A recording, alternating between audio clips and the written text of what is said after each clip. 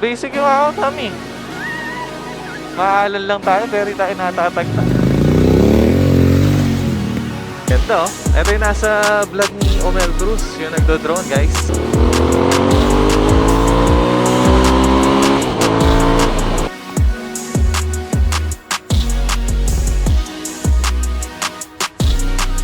Tubi ka na? Catch the water.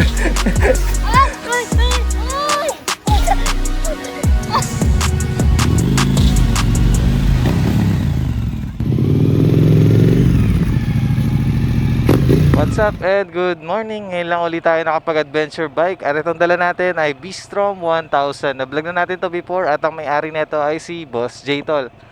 Ngayon, mag-hiking lang kami ng bebe ko sa San Jose del Monte or kalahati ng Rodriguez Rizal sa Mount Balagbag. Tara, sama kayo sa amin.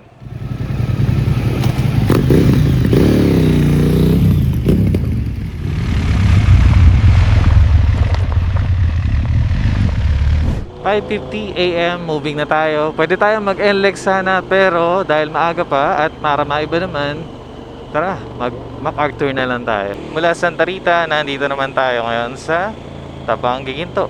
Medyo naninibago ako sa clutch na ito si V-Strom pero lakas ng torque. 1,000 is 1,000. Napapasigaw yung bebe ko kasi komportable pero medyo mabilis At nakakalula dahil ang taas ng upuan niya. Shoutout nga pala kay Tita at kay Tito Onay, Tita Melody. Ang dadaanan nga po pala natin ay Santa Maria. Tapos 1 hour and 30 minutes daw yung biyahe.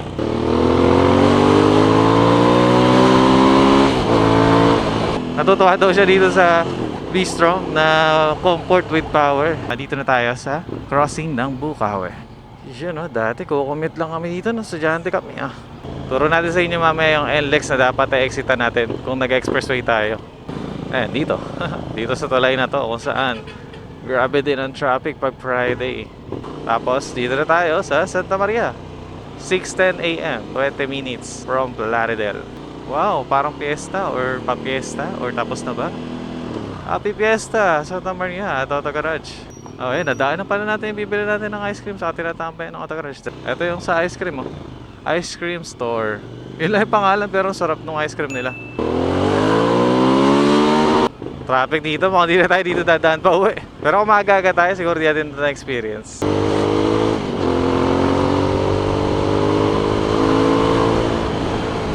Sarap, walang lubak-lubak. Pag ginagalit natin yung first gear ni V-Strom, lumulutang yung unahang gulong Wow, bago to tulay na to Ganda Ito yung nasa vlog ni Omel Cruz, yung nagdo-drone guys. Nagpapalusot. Ang lupit magpalusot ni Sir Omel Cruz ng drone. Uy, naka-banking.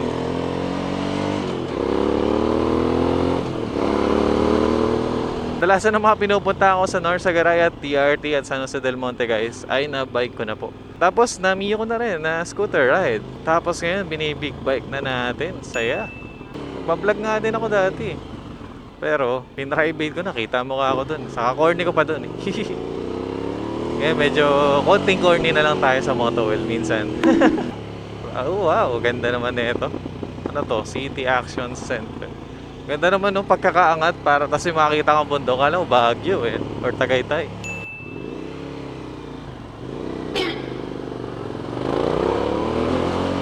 Eto, diretso na ito, San Jose del Monte, pa Norsagaray. Ayan, kanan na tayo dito. Eto yung kanan na panggagalingan natin. Kung doon tayo sa may SM San Jose del Monte galing. Dito po sa papuntang Mount Balagbag, meron din po daan pa Montalban guys.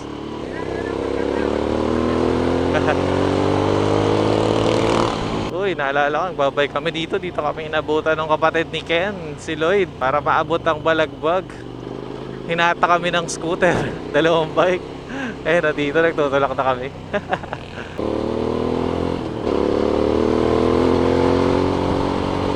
Yun pala benefits nun guys pag naglalabas tayo ng tuhod, kahit hindi ni drag, napapasigaw yung OBR ko. Ahon lusong kasi. So benefits pala ng knee out guys, kahit hindi ni drag, is para hindi nasagad yung lean. Yun po yung tinuro sa atin ni Sir Marvin sa track nung first time natin na hindi natin ginawa. Nagli-lean with tayo with the bike na delikado siya kasi inubos mo yung contact patch ng gulong mo sa limit. Delikado yun. Kailangan wag.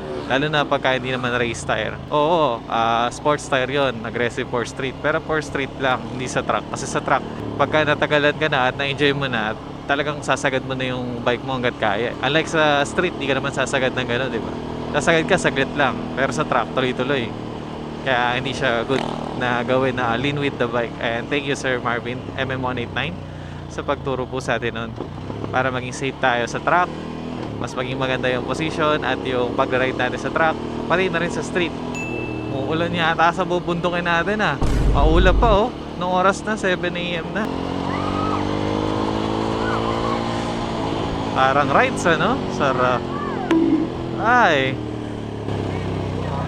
Sorry. Ayun na yung bundok na akitin natin guys Sea of clouds pa kahit late na tayo ng alis. Dapat 3 AM pa lang babiyahe na kami. Umalis 5:30 na. Yun di na iilang sa mga biglang lubak sa daan.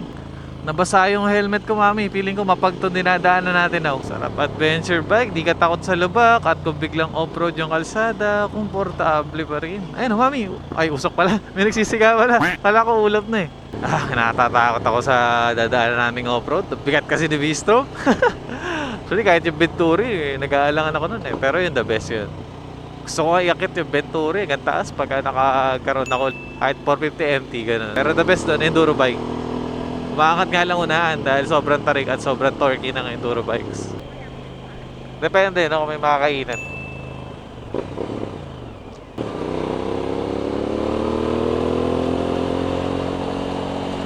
Ayan, kakaliwa na tayo dito. Wakali. Eto, mga sakayan guys, pag magko-commute kayo. Waiting time nga lang. Tapos to, 40 pesos to dati, packet hanggang barangay Tapos lalakarin nyo na. Hala, ito na, 6:58 AM. Halos 1 hour and 10 minutes. Dito na tayo sa off-road. Oh no. Paano to pag nahinto tayo, tapos alanganin yung kalsada? Paano na naka-Z1 mami, tapos ganito yung kalsada? Oh, wala, basic. Basic yung ako, mami. Basic lang. Oh, one hand na kayo. Oh, easy sa V-Strong. Oh, sa Mio yun. Pinaglalakad ko pa siya Hirap na hirap yung Mio dun Humitirik As dito, talbog-talbog kami. Ngayon, wala akong maramdamang lubak Maalan lang tayo, pero tayo natatagtag. Paano pa kung GS? Dito madadala mo. Sarap. Kahit yung mga F9 GS, sarap magaan-gaan. So, shoutout kay Boss J Tol. Salamat sa pagpapadala na itong yung V-Strom. Naging komportable at maginhawa yung ride namin papunta. Hindi siya natalsikan sa tail tayo din ni Z1. Tumayo tayo guys para mas kita nyo yung daan. Kasi alam ko naman, medyo mahirap panoorin ang motovlog na may nakaharang na visor tulad sa mga adventure bike. Ala, maputik. Di tayo pwede tumulas dito. Kakain talaga tayo kalsada. Yari ako linis na ito. Bounce lang. Pero Z1 to, tagtag nyan mami. Ayan, so Boss J Tol, thank you daw. Sabi ni Strawberry. Solid ride. Shoutout sa inyo ni Ate Irish. At kila Boss Dos na rin, Boss Mod, Boss Jim, tapos Boss Ison. Sama sila Ate Maris, Ate Garay, Ate Maika, at yung mga kids. Kung kaya, kotse, pwede rin na. Ganda ba to? Container yan mami. So, pag napanood nyo to, guys, pag gusto nyo mag-hiking, panoorin nyo mamaya kung ano yung magiging experience namin sa pag-akyat. Ayun, ilang naman yung off-road, tapos sa afternoon, dito na. Oh, yung 1 hour and 45 minutes or 30 minutes, naging 1 hour and 13 minutes. Woo! Akit ka sa V-Strom sa taas. Nandito na po tayo, enjoy tayo sa hiking. Let's go! Bam bam! Kakatakot, laking motor. Pag natumba yari.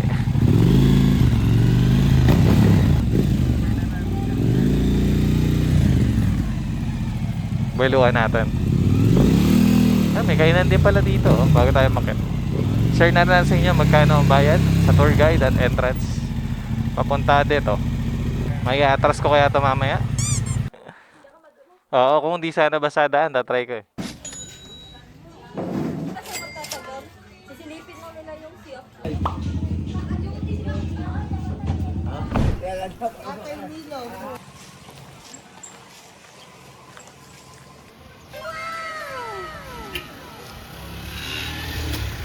Alright, start na po ng lakad natin, 7:23 AM. Ang presyo po ay 350, tapos 20 pesos sa parking, tapos magkano po sa taas?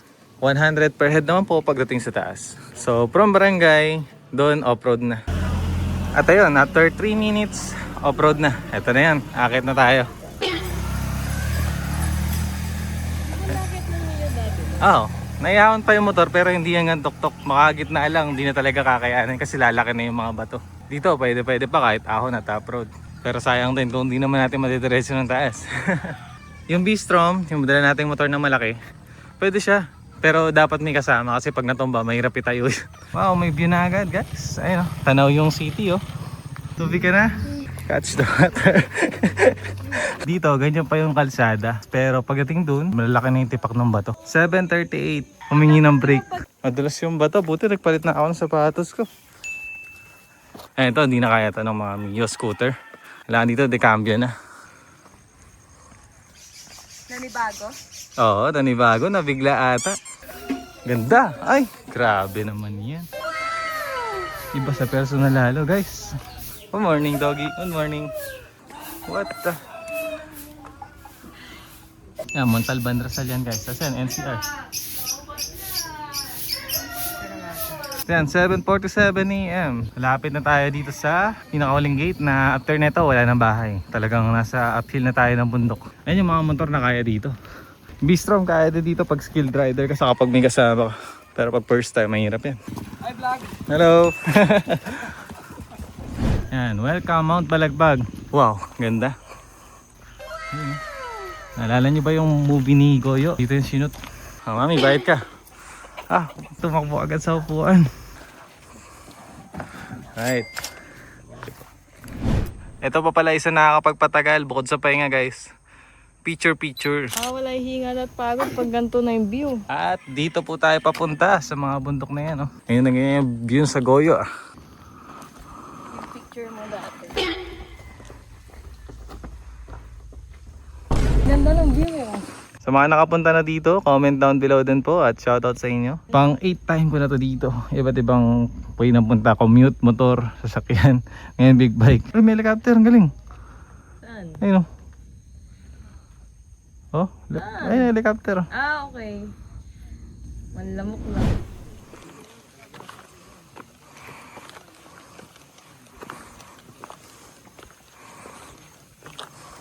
Kung kano asa niya tayo. Morning, doggy. Morning po. Banking na, banking.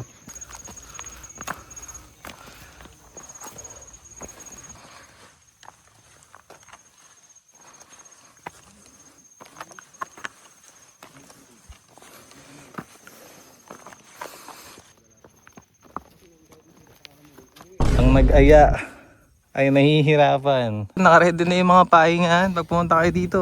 Eto yung pag natanaw mo na, masaya ka na kasi kung di kayo magsasamit, ayun lang, andyan na agad. Another 30 minutes pa kasi or more.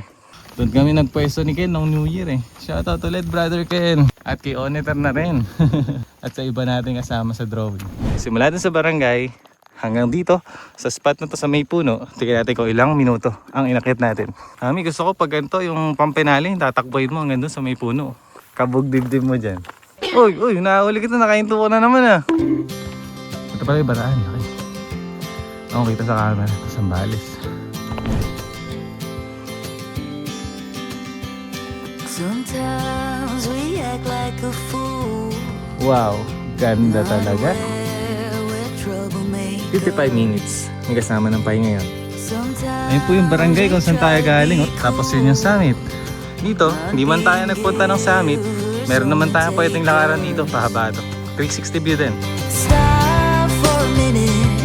Stop and breathe for a minute. Don't get over your head. Try to listen instead, won't you?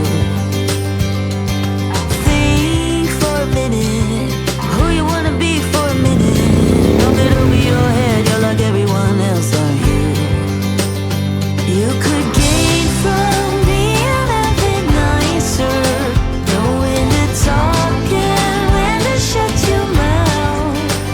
You're so moody, always such a fighter.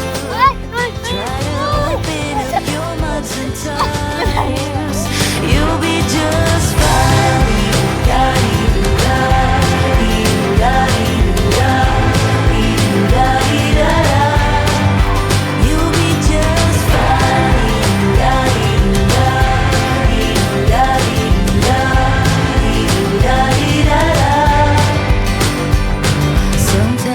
dito sa bato na to, dito nyo makikita ang 360 view ng Mount Balagsas. Dito lang tayo nakarating. Yun pa yung summit. Ito yung Sierra Madre. Diyan, Rizal na yan. Ito na yung city. Ayan, pag sinom natin yung mga buildings. Kita lahat. Stop for a minute. Stop and breathe for a minute. Long it over your head. Try to listen instead, won't you? Think for a minute. Who you wanna be for a minute. Don't get over your head. You're like everyone else, aren't you? You could gain from being a bit nicer. Knowing At it's pauwi na kami. Tignan natin anong oras kami makakauwi. At kakain din mo na. you're so moody, you're such a fighter. Try to open up your mind sometimes. You'll be just